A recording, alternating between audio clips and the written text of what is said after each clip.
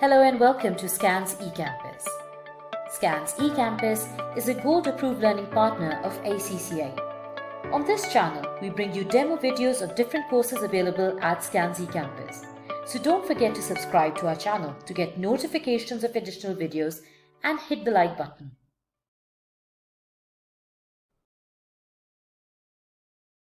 We are now going to be covering exam techniques related to controls as a topic. This topic includes further subtopics, including understanding controls, documentation of controls, testing controls, and finally reporting on controls. Students who are going to be going through this session are advised to follow this knowledge checklist and ensure that they are familiar with all of these topics before they dive into the session.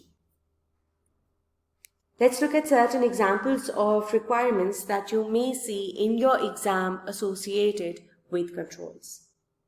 Now, the first requirement is an example of a factual question and will only be answered well by those students who have gone through the detailed syllabus and are familiar with the advantages and disadvantages of documentation methods of controls. The second example, which asks students to describe 4 types of control activities and give examples of each, is also a factual question and will be answered well by those students who have knowledge of the syllabus. This requirement, however, the third requirement on this slide, is an example of a scenario-based question and will only be answered well by those students who have practiced similar questions in the past. It asks students to identify deficiencies from the system and give appropriate recommendations to improve the deficiencies. These 2 requirements on this screen are also scenario-based and will only be answered well by those students who have practiced similar requirements in the past. The first example asks students to identify deficiencies, give recommendations, and then make tests of controls. And the next example asks students to identify key controls and then link a test of control with each of those key controls. Let's look at some of the steps that you need to follow.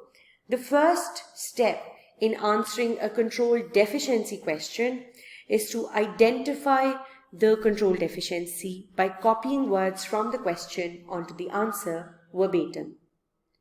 The second step is to explain the implications of these deficiencies.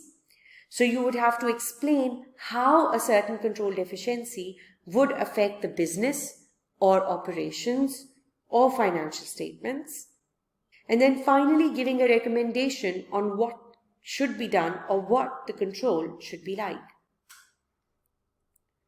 The mark allocation is simple. You will get half a mark for identification of the deficiency, which means simply copying words from the question onto the answer. You will also get half a mark for explanation of the implications. So students would have to detail the impact on the business, its activities, or financial statements to get half a mark. And then you will get 1 mark for an appropriate recommendation, which is relevant to the control deficiency. If you look at the example, the first line within this example is the identification and has been copied from the question onto the answer. The next line actually mentions the implication of not physically verifying assets to the current asset register regularly. So it would lead to misappropriation or misplacement of assets or no check on assets that still exist in their correct location. So this is the implication on the business activities due to the control deficiency.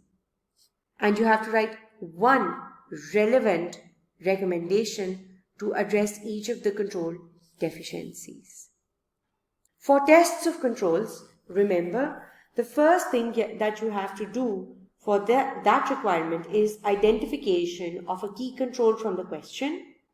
You would then have to explain why it is a key control and what error does it prevent? And finally, for writing down tests of controls, you must begin with a verb, mention what you're checking and why, so the purpose of your test is read. Within this, the marking guide is, or the mark allocation is, half a mark for identification of the key control, half a mark for implication or the errors the control actually identifies and prevents, and 1 mark for the test of control. If you look at the example or the answers given within your past exam papers, step 1 is identification by copying words from the question onto the answer. Step 2 is mentioning the implication or what the control prevents or detects. And finally, step 3, which is the test of control. It starts with a verb. So if you look at both tests of controls, they start with verbs, review and discuss. It mentions what you're checking, so the job description of payroll in HR. To confirm, so this is the purpose, to confirm the split of responsibilities with regards to setting up new joiners. So review is the verb, job description is the what. To confirm the split of responsibilities is the why or the purpose of the test of control. A good question to attempt now would be March-June 2018 Raspberry Company, which covers both kinds of requirements, deficiencies as well as tests of controls. If you like this video, visit our website www.scansecampus.com to purchase the complete course at affordable prices. Register today at no cost and access our free 10-day trial.